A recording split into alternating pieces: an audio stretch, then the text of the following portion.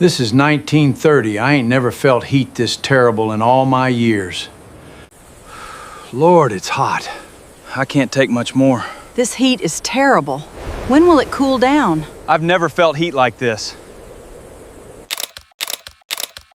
In the summer of 1936, a heat wave killed more than 5,000 Americans across the Midwest before a single residential air conditioner had ever been installed in a private home. Families survived that summer the same way Amish families still survive every summer now, through a system of architecture, timing, and daily habit that treats heat as something to be blocked rather than something to be fought. Every element of a traditional Amish home, from the orientation of the front door to the depth of the porch overhang, was calibrated to that single goal. The techniques are not secret and they are not lost, but most modern homes were rebuilt around the assumption that electricity would always be cheap and always available. What happens to your house the moment that assumption turns out to be wrong? The Amish never made that assumption, and their homes show exactly what a different set of priorities looks like in wood, stone, and shade. What you're about to see isn't a curiosity from another century. It's a working system, tested by every July that has ever come. An Amish home doesn't cool down at the end of the day. It never really heats up in the first place. That distinction is the entire difference between how they live and how most of us live. Modern homes are designed to be sealed boxes, and we pour energy into dropping the temperature inside those boxes all summer long. Amish homes are designed around a different question entirely. How do you stop heat from getting in before it ever becomes your problem? The answer starts with the building itself, with the way it sits on the land and faces the sun. Orientation isn't a detail. It's a decision that shapes every hour of every summer day for as long as that house stands. A wall that never takes direct afternoon sun doesn't need to shed that heat at midnight because it never absorbed it. You can't fight your way to comfort as efficiently as you can simply avoid the fight. That logic runs through every choice an Amish builder makes, and it starts before the first board is ever cut. The most effective cooling in an Amish home happens before a single ray of sunlight touches the building. Mature oak and maple trees planted on the south and west sides of the house intercept solar radiation at its source, turning what would be direct heat load into dappled shadow. A full canopy tree can drop the surface temperature of a wall by 20 degrees or more, and Amish families know this because their grandparents planted those trees with exactly that outcome in mind. The porch works the same way. A deep overhang angled to block the high summer sun while letting the low winter sun pass underneath. That geometry isn't decorative. It's thermal engineering built from wood and common sense.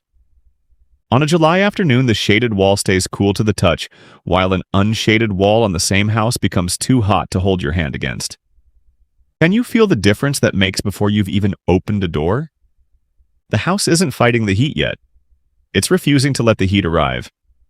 And once you step inside, a different system takes over entirely. Most people assume the smart move in summer heat is to throw every window open and let the air in. Amish homes do the opposite by midday, and that's exactly why they stay cool. Windows on opposing walls aren't placed there for the view. They're placed to create a pressure difference. Low pressure pull that draws outside air through the house like a slow, steady current. When cooler air enters one side, warmer air gets pushed out the other, and the whole interior breathes. But here's where the timing becomes the real tool. Windows open wide at night and through the early morning hours, pulling in every degree of cool the darkness left behind.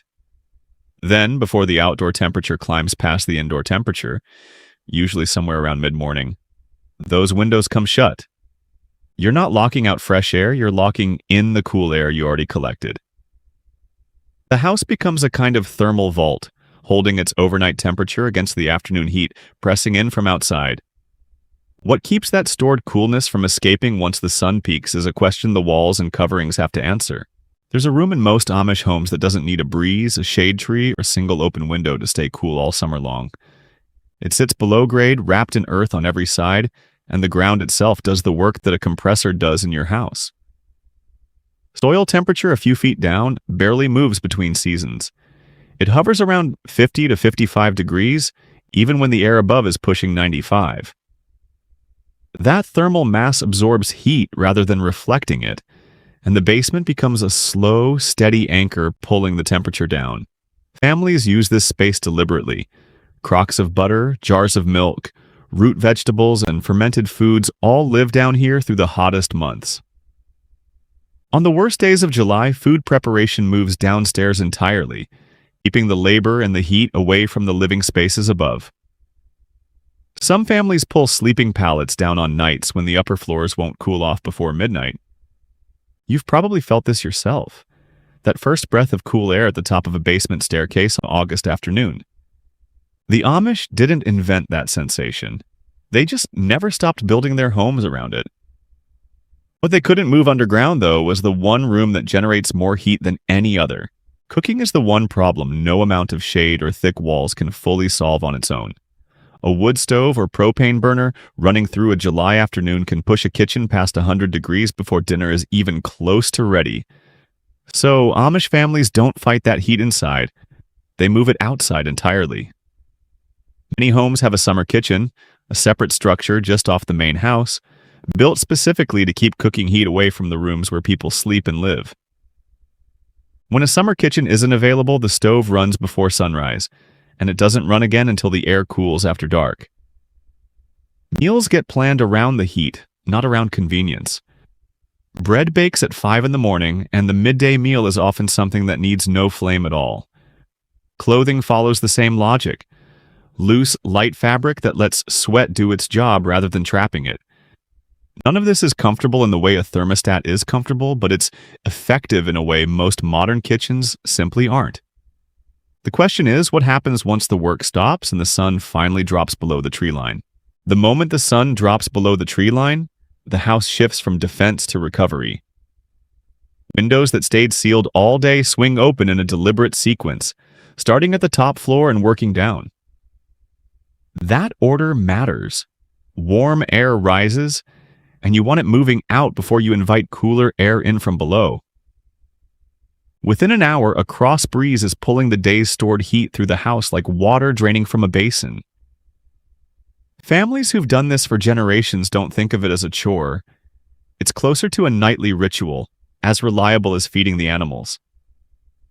On the worst nights, sleeping porches and basement rooms become the family's answer to what no fan can fix. The coolest air settles low and close to the ground, and the Amish have always built with that fact in mind. By the time the first birds call before dawn, windows close again, locking that cool air inside before the sun reclaims it. A whole day, from sealed shutters at sunrise to open windows at dusk, runs as a single breathing cycle. What's worth asking now is whether a house built for electricity ever learned to breathe the same way. Every strategy covered in this video points toward the same underlying principle. Keep heat out, because removing it later costs far more than refusing it entry. The Amish didn't invent this idea, they simply never stopped practicing it, while the rest of us outsourced the problem to a machine. Shade, orientation, thermal mass, and timed ventilation aren't separate tricks. They're one system, and each layer makes the others work harder. The honest question isn't whether you can replicate an Amish farmhouse, because most of us can't and won't. The question is which pieces of that system your own home could quietly absorb. A well-placed tree costs almost nothing and starts working within a few summers. Closing your east windows before 9 in the morning is free, and it changes what your house feels like by afternoon. What your home does with heat is largely a choice, and most of us just haven't made it yet.